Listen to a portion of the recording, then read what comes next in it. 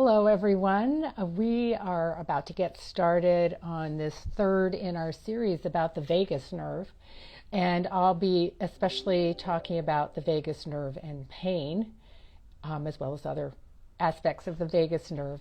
And primarily this presentation is to go over the myriad ways that you can stimulate your vagus nerve. So without further ado, we will get started, and this is a live Instagram video, and we will later be posting it on YouTube. So for people who can't stay for the whole time or come in late or couldn't make it at all, hi everybody, appreciate you waving. We will be posting it on YouTube in the next week or so. So I want to go over again what the vagus nerve does, because it does so many things, and it can help our brains sprout new nerve cells. Who thought that that could happen? You know, for a long time it was believed that you were born with a certain number of nerve cells in your brain and that was it for life. And if they got damaged, you were out of luck. And what we've learned over the past few decades is that you can actually grow new brain cells. And activating the vagus nerve will help you do that. The vagus nerve rapidly helps you turn off your fight or flight reaction and get your relaxation response activated.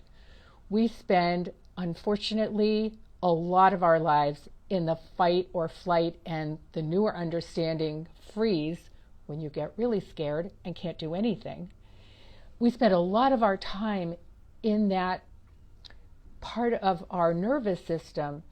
Just those of us that live in Los Angeles, we drive on the freeway. That's a state of heightened anxiety and tension. You watch the news. That's a state of heightened anxiety.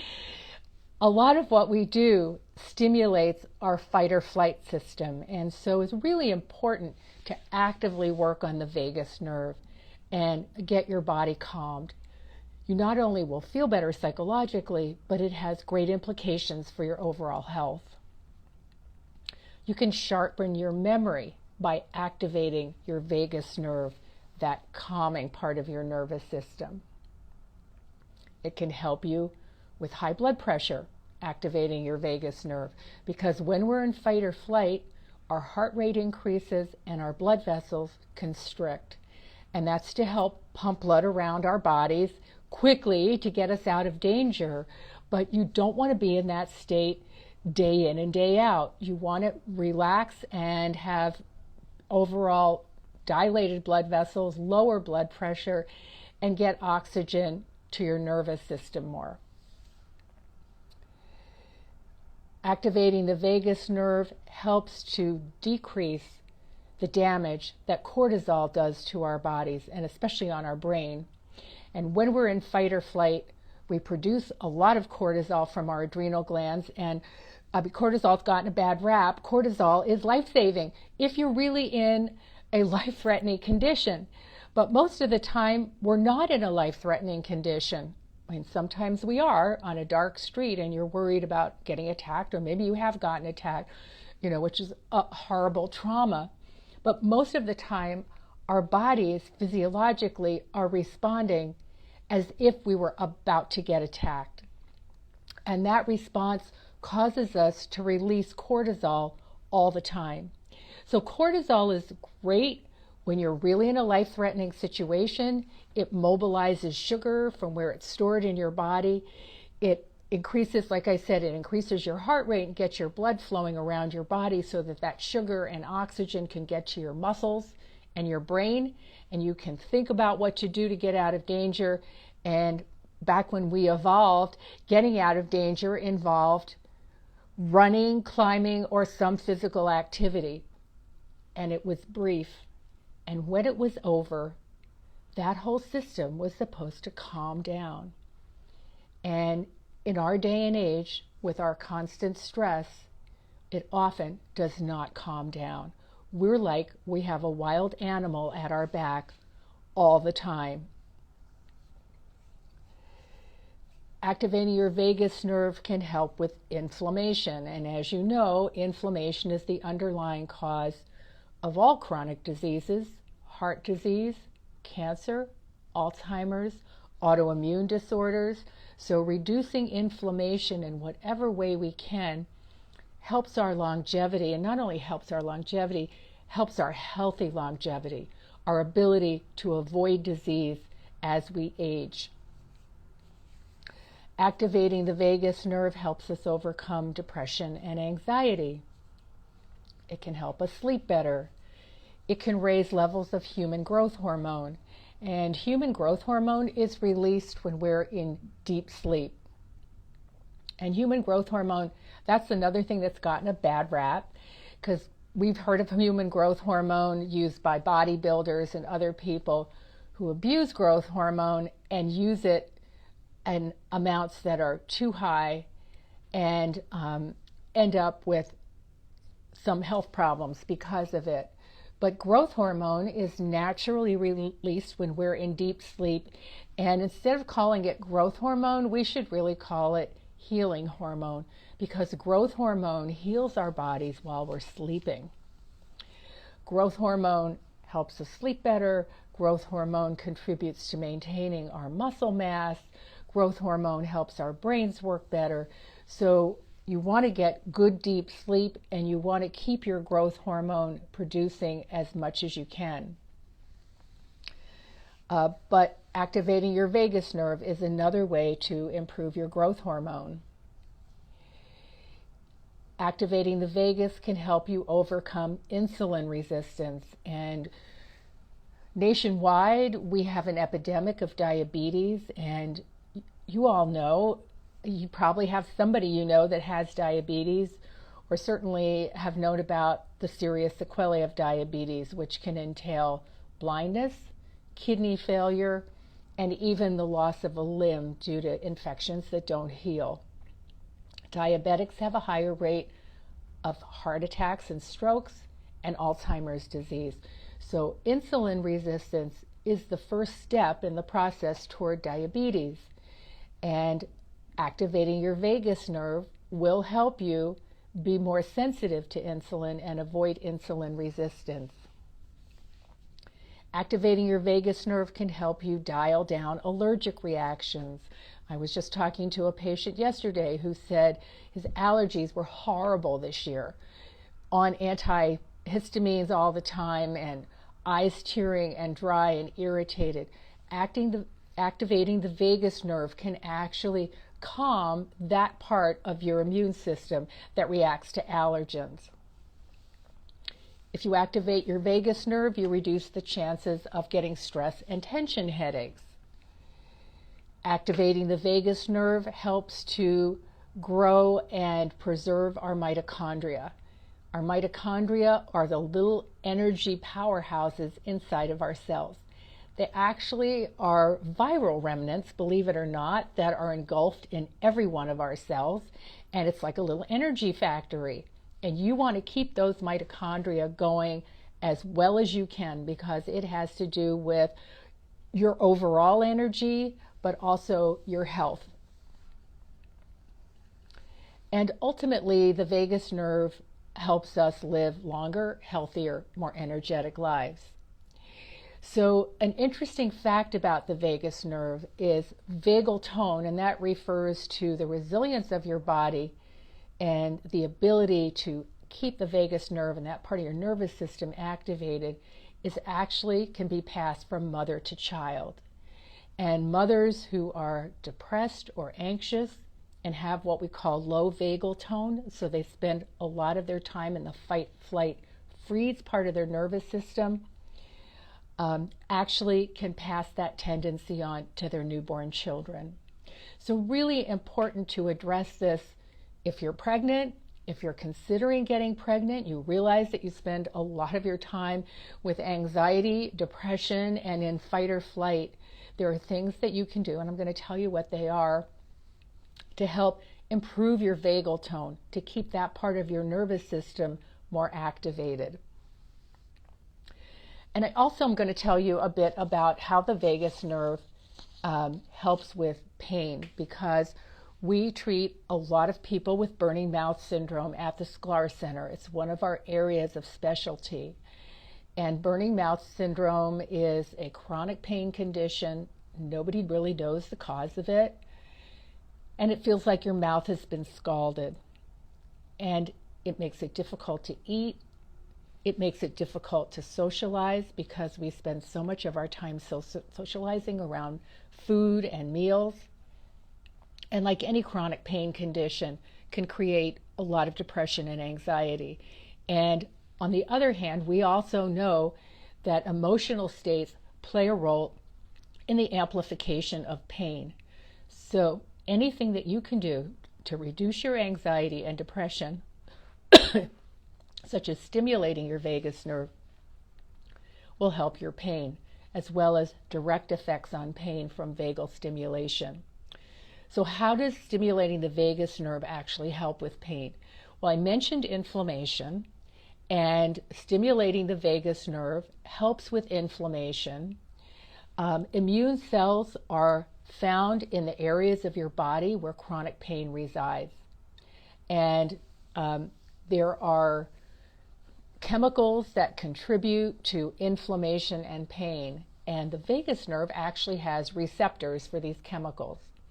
And so when this nerve, which is a large nerve in your body that goes all the way from your brain, it's one of the cranial nerves, meaning it starts in the brain, and goes all the way down through the middle part of your body and innervates your heart, your lungs, other major organs, your intestines, all the way down through your small intestine.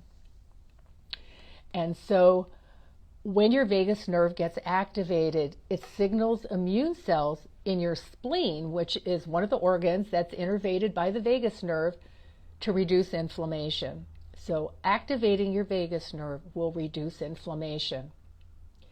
Activating the vagus nerve also reduces what's called oxidative stress.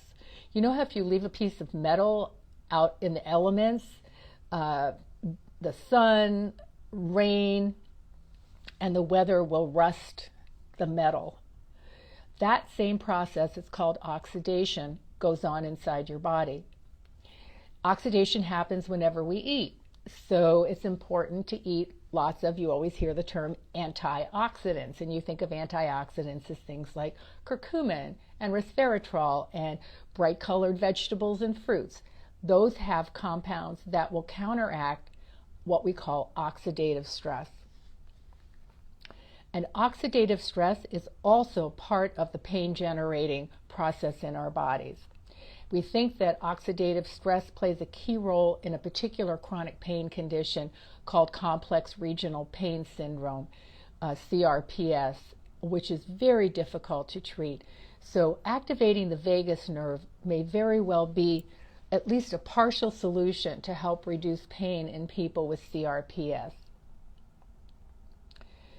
The vagus nerve counteracts your fight or flight. So the fight or flight part of your autonomic nervous system, and this is the kind of automatic part of your nervous system that's not involved with like directing your hand to do something or scratching your eye. It's a part of your nervous system that goes on all by itself automatically. And there are two sides to it. One is the sympathetic fight or flight part of it, and the other one is the parasympathetic, or rest and digest, calming part of the nervous system. And chronic pain will result in increased fight or flight reactions and decreased parasympathetic or rest and digest reactions in the nervous system. And when this happens, just like when you are truly in danger, your blood vessels will constrict, and there may be insufficient blood flow and oxygen on a chronic basis, which can trigger pain. The other type of stress that is really important is psychological stress, and that will put you in fight or flight also. And it turns out that an accumulation of traumatic life events was found to be one of the biggest predictor in pain going from an acute pain episode to a chronic pain episode. And unfortunately, for people that had childhood trauma, already in childhood, those inflammatory chemicals are at increased levels than a child that was in a non-stressed environment. And so it can begin with traumatic events in childhood. And there's actually a scoring system, the Adverse Childhood Events Scoring System, which is 10 questions that gives us a good indication if somebody has had accumulated trauma in childhood. The people that score high on that test have increased pain, increased risk of diabetes, cancer, Alzheimer's, cardiovascular disease, all chronic illnesses. So stress in childhood and also trauma later on in life has been associated with increased pain. Acute pain is what happens right when you get injured. I touched a really hot cup of tea that I took out of the microwave and got a good blister on my thumb, and it really hurt initially. And then gradually I put ice on it, it healed, the blister's gone away, and the pain is gone.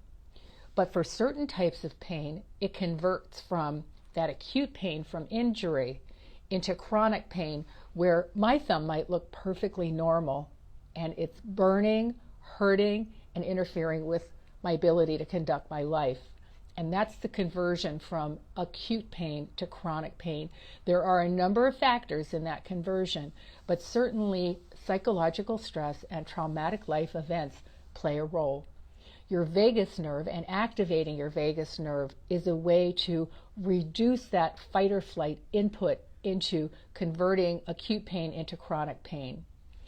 And there was one study that particularly pertained to pain in the esophagus and throat.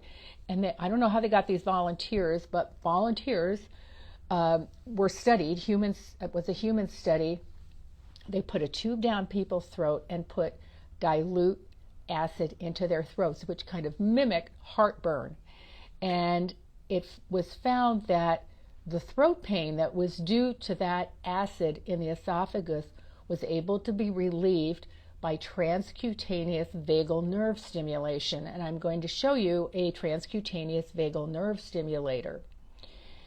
So it looks like a combination of anti-inflammatory action, activating the parasympathetic nervous system. There's also changing the pain matrix in the brain, are all ways that activating the vagus nerve can help to reduce pain. And I want to give you a number of different ways to actually activate your vagus nerve. So deep breathing, and it needs to be done in a particular way. You want your inhale to be shorter than your exhale. Most of us breathe at a rate of 10 to 14 breaths per minute. To do this effectively, to activate your vagus nerve, you will be wanting to breathe at 5 to 7 breaths a minute, so half of what you normally breathe. And if you purse your lips when you breathe out, you will be able to breathe out for longer. There are apps that can help you with breathing. There are guided, meditations that help you with breathing. There's an app I have on my phone called Calm, and it has a wonderful breathing guidance that you can set for however long you want the inhales and the exhales to be, and how many breaths per minute you want to take. It has both auditory and visual cues to tell you when to inhale and exhale. So inhaling for a shorter amount of time than you exhale, and not particularly holding your breath. That's an easy way that you can activate your vagus nerve anytime that you start to get stressed, whether you're in your car driving, whether you're at your desk and have a stressful situation going on. Breathing is probably the most accessible way to activate your vagus nerve. Chanting Om, and I've been in plenty of yoga classes where we chanted Om briefly, but we didn't do it like this. You need to chant the O part for 5 seconds and the M for 10 seconds, so that you are chanting Om for 15 seconds. And it's believed that it stimulates the vibrations from chanting Om, actually stimulate one of the branches of your vagus nerve that's in the outside of your ear. It's called the auricular branch. Auricular means ear. Auricular branch of the vagus nerve. And that branch of the vagus nerve is inside, right in here where my earphone is. And it comes to the skin surface. And it provides a route for us to activate your vagus nerve through the skin of your ear. You can also activate it by chanting Om, and the vibrations get to the auricular branch of the vagus nerve in that part of your ear and stimulate your vagus nerve. Gargling and singing, and it needs to be pretty prolonged gargling, will activate your vagus nerve. Cold water. So physical exercise, for example, will activate your fight or flight system. And if you want to quickly activate your parasympathetic nervous system or your vagus after exercise, submerge your face in cold water. And this means your forehead and 2/3 of your cheek. And the best way to do it is to have a basin in front of you with cold water. It should be about at 50 degrees, which is pretty cool. And you just put your face, cheeks, forehead into the water, and that will stimulate your vagus nerve quickly. Probiotics are another way to stimulate your vagus nerve. There's a huge connection between the microbiome, which are the bacteria in your colon, and your vagus nerve. And the microbiome sends messages to your brain and receives messages back, all via this highway called the vagus nerve. And one of the probiotics that's especially thought to activate your vagus nerve is called Lactobacillus rhamnosus. And it's found in a product that we use fairly often at the Sklar Center called Therabiotic Factor 1. And with use of this probiotic, there actually was enhancement of some of the receptors for a neurotransmitter called GABA, gamma-aminobutyric acid, which is a calming neurotransmitter. And it was found that using this probiotic, Lactobacillus rhamnosus, actually enhances GABA receptors and reduces depression and anxiety. So a completely other way to activate your vagus nerve. Meditation will increase vagal tone and decrease your stress response. And I know people tell me they have a hard time meditating, they can't get themselves calmed down and focused, they don't know what to do when they're meditating. The main thing is to relax and don't overthink it. And like I said, I really like kind of guidance in these things. So listening to a guided meditation is helpful. And I'm also going to tell you about another device called HeartMath as we finish going through the list. So HeartMath is another way to basically get into a meditative state through guided breathing. Massage will stimulate your vagus nerve. The vagus nerve turns out to be really important in what makes us human beings and distinguishes us from the animal kingdom. And that is our ability to socialize. And particular parts of the vagus nerve are involved in our facial expressions and our tone of voice. And so it's via these branches of the vagus nerve that we know whether we're in a safe situation with somebody friendly who's going to be approachable and not do us harm, or whether we're in a threatening situation and we should be on guard. So the vagus nerve is really important in terms of socializing. Well, massage stimulates the vagus nerve. And what is massage? It's human touch. And that will stimulate your vagus nerve. And foot massages in particular, things like reflexology, stimulate the vagus nerve and help take the body out of fight or flight mode. And so, like I said about socializing in humans, socializing and laughing. And Dr. Stanley Rosenberg wrote a groundbreaking book and did groundbreaking work on the vagus nerve, and discusses in his books what makes us humans and what kind of facial expressions and what tone of voice will create a safe situation in which you can allow your vagus to come forward and get out of fight or flight because you are aware that you are in a safe situation. There is a book by Stanley Rosenberg with exercises to access the healing power of the vagus nerve. And they're very simple exercises. You don't have to turn yourself into a pretzel, but they're physical exercises. They're short and they're simple and they can be very powerful. And the last thing I want to go over with you are devices. And one is a device that will relay your heart rate variability. It's called HeartMath. And it consists of a clip, and it goes on your ear, on your earlobe, and it is attached to a Bluetooth device with an app on your phone.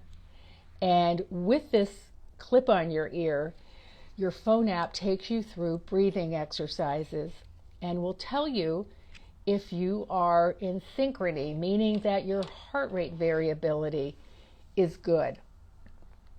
One of the things that happens when you have good vagal tone is you have increased heart rate variability. So the space between one heartbeat and the next, we always think of as being pretty regular, like your heart beats at 65 beats a minute. It's always exactly the same interval between heartbeats, but in fact it's not. And the healthier your vagus is and the healthier you are, actually the more erratic or variability there will be between your heartbeats. It doesn't swing widely from like 65 beats a minute to 75 beats a minute, but the interval between those beats will vary if your vagus is activated. And we used to see this when I was in OBGYN and we would do fetal heart rate monitoring.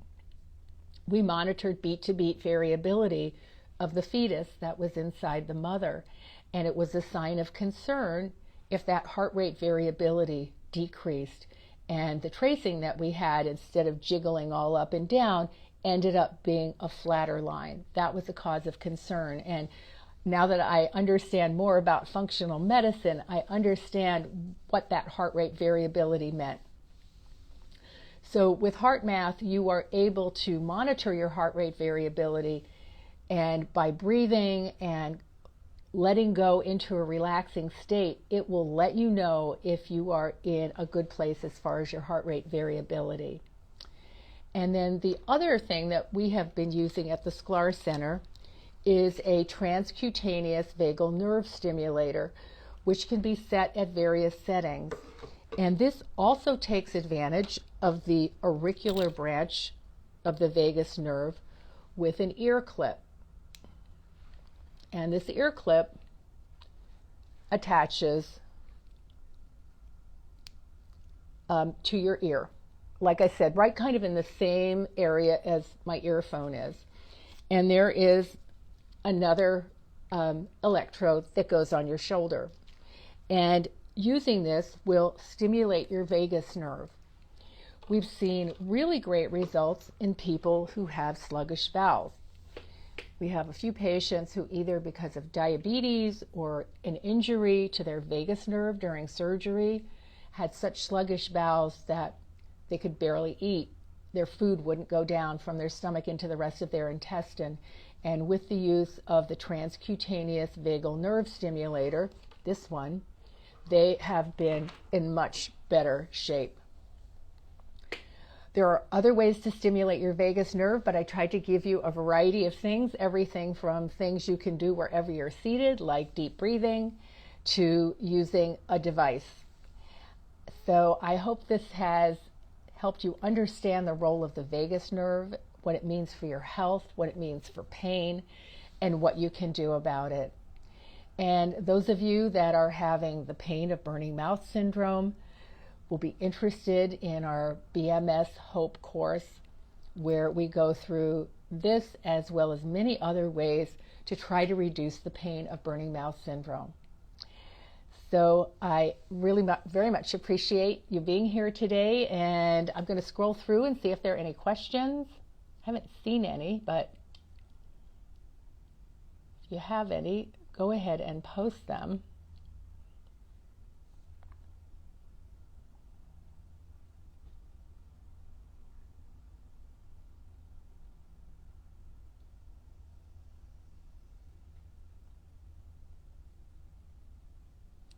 Well, I don't see any, so at this point I will sign off, and thank you all for attending the session, our August Instagram Live on the vagus nerve, and I will see you next time.